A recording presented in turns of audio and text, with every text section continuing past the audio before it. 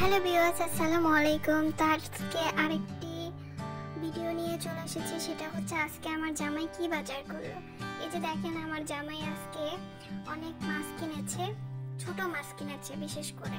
তো এখানে সে বাজারে যে এরকম তাজা ট্যাংরা মাছ ছিল পেয়েছে। আমি ট্যাংরা মাছ খেতে খুব ভালোবাসি, এই জন্য নিয়ে এসেছে। আর নিয়ে এসেছে গুঁড়া চিংড়ি মাছ। এখন বলতে পারেন যে এগুলা আমি কি করে খাবো, এগুলা বড়া বানিয়ে খেতে খুবই মজা লাগে। সেটার রেসিপি আপনাদেরকে আমি আরেকদিন দেখাবো। চিংড়ি মাছের বড়ার রেসিপি যদিও একটা দেখিয়েছি, আবার দেখাবো, সমস্যা নেই। তো এই যে দেখেন, এটা দিয়ে চিংড়ি মাছের বড়া খেতে খুব এই চিংড়ি মাছটা দিয়ে বড়া খেতে খুবই মজা লাগে। তো এখন সে এখানে আরেকটা জিনিস নিয়ে এসেছে, সেটা হচ্ছে পুঁটি মাছ। তো পুঁটি মাছগুলো বেশ ভালোই ছিল, তাজা তাজা ছিল। তো দেখেন, প্রায় এখানে 1 কেজির মতো পুঁটি মাছ নিয়ে আসছে। আমি কি করে কাটবো আসলে আমি জানি না।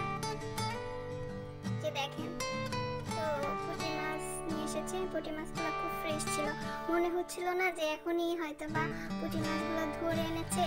দেখেন, এরকম একটা ফিল হচ্ছে।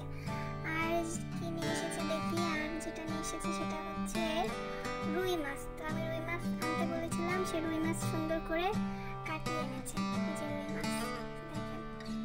এই যে দোকানে কাটালে একটা সমস্যা কি জানেন, মানে রুই মাছের পিসগুলা, বড় মাছগুলা কাটাতে গেলে মানে যারা কাটে এত পাতলা পাতলা করে ফেলে, মানে বলার বাইরে। তো নিজে তো আর আসলে কাটতে পারি না ছোট বাচ্চা নিয়ে, আর এই জন্য কাটিয়ে আনি, কিন্তু একদম নষ্ট করে ফেলে। এই যে দেখেন, আমার আর 2টা মুরগি নিয়ে আসছে।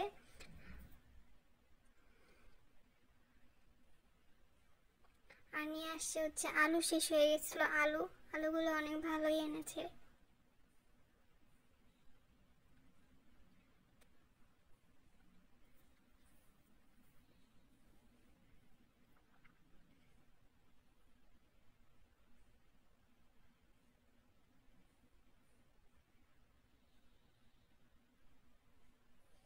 আর পেঁয়াজ।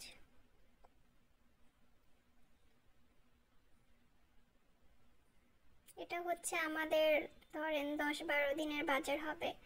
এই যে আমাদের পুকু মিয়া আসে, খুব এক্সাইটেড হয়ে দেখতেছে যে আসলে এগুলো কি আনা হয়েছে। যদিও সে মাছ মাংস কোনো কিছুই খায় না, সে শুধু ক্যাটফুড খায়। যে একটু মাতবরি করতে আসছে আর কি। মাতব্বরের মাতবরি না করলে আসলে তার ভালোই লাগে না।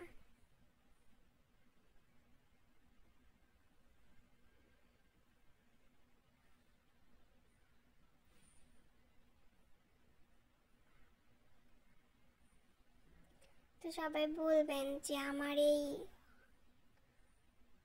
মানে বাজারের ভিডিওটা কেমন হয়েছে, আপনাদের কাছে কেমন লেগেছে। সবাই ভালো থাকবেন, আর আমার ভিডিওটি ভালো লাগলে ফলো